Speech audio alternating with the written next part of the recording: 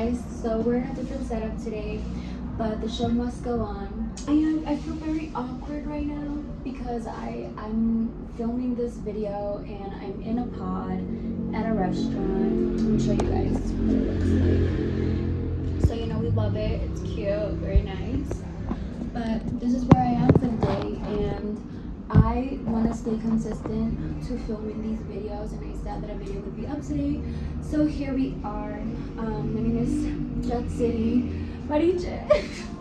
For those that don't know me, I am a high anxiety human being and I don't ever really do this, so today we're gonna just get a different vibe of who I am, okay? So I'm the owner of Mariché Financial, and what we basically do is teach people how to invest their time and their energy into the right things to gain the money that they need in this lifetime. So that is what I do as like my earthly job. And what I talk about in this channel basically is like mental health, investments, discipline, spirituality. It's a vibe.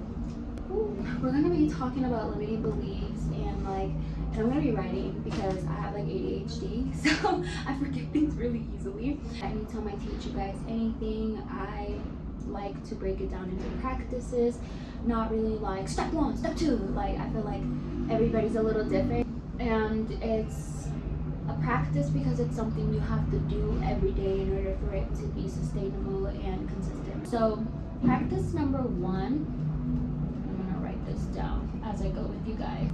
Practice 1 is going to be mental therapy. Okay, so what is mental therapy? It doesn't necessarily have to be like your therapy where you call somebody and it's like, hey doc, you know, like it could just kind of be something that releases mental stress or releases those like mental emotions, as you could say. I feel like we all know when we're really overwhelmed, we feel it like in our head, we just kind of feel heavy. That's what I mean, like releasing that weight. So how can you have mental therapy, or how can you do mental therapy if you don't want to go to like, it's hard to talk here, if you don't want to go to a traditional doctor?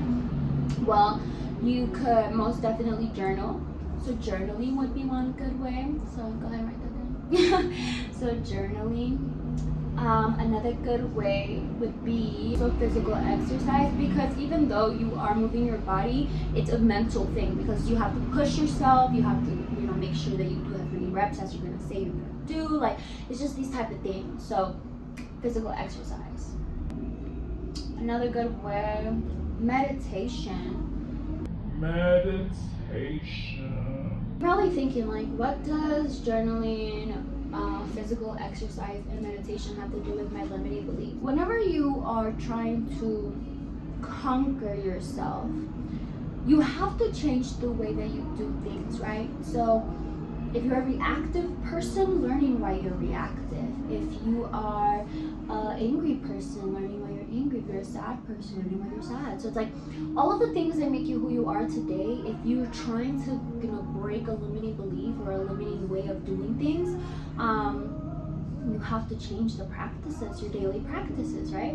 So journaling is really good because you're going to go into, you know, a meditative state almost with your mind and put everything on a piece of paper. Physical exercise is good because you literally have to physically endure pain for a certain amount of time, you know, consciously and willingly, for you to grow, for you to burn that, you know, energy off, you know, whatever you want to call it. And then meditation, because meditation is a time for you and you to kind of have like a moment, right? But you also be the observer at the same time. So you can kind of see like, what are my reoccurring thoughts? What do I think about on a day-to-day basis? Why do I think about that? So these are all really good to tap into that, like, why do I do what I do? And that's how we start getting into conquering yourself, limiting beliefs, and all of that, right? So that is practice 1. It is mental therapy. So now practice 2, and write this down.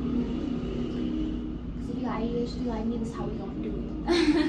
And even if you don't, it's always good. Mental, muscle, memory, connection, yes. So practice 2 is going to be self-analyzing. And self-analyzing, you know, connects with practice 1. But we could do it also in different ways. It doesn't necessarily have to be a journaling, physical exercise, meditation type of thing. It could just literally be, you go in a room, let's say like, for example, this is my room. I'd sit there and I would literally ask myself questions, right? Like, hi, like, how do you feel? Oh, I feel great, blah, blah, blah, right? It's like you're literally having a conversation with yourself. And I was able to, I feel, understand at a deeper level a lot of things and a lot of ways of doing things and why I did what I did. So through self-conversation. And again, you can go in a room and talk to yourself, or you could do this through music, you could do this through poetry, you could do this through so many different expressive ways. So, we could even tie into self-analyzing through art. It's always really good to like work your emotions out through art. I used to paint. I don't paint as often anymore, but I used to paint. Whenever I felt a lot, I would put it in a painting. And it would be a physical form of what I felt internally. So I felt like it was kind of like alleviating, in that way. So expression through art. Self-analyzing is just having a moment with yourself to really lock in and tap into who am I? So now practice 3, reading. I used to not really like reading because my mom used to make us read when we were kids, so it was like punishment. So as an adult, I would kind of just shy away from it.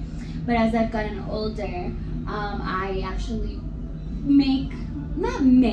but I get to read. I'm using different words for it. I get to read, and I really like reading books about spirituality and like spirituality through a self-development side. I really enjoy that. So I don't have it on me right now, but I have this really good book. It's called I Am. I will link it down below. I hope you guys can get it. Honestly, it's really, really good. And it just really talks about like, who are you? Like, who are you? And why are you that way? And I love things that are broken down that way. Like, maybe it's because I'm a Scorpio Virgo energy mix.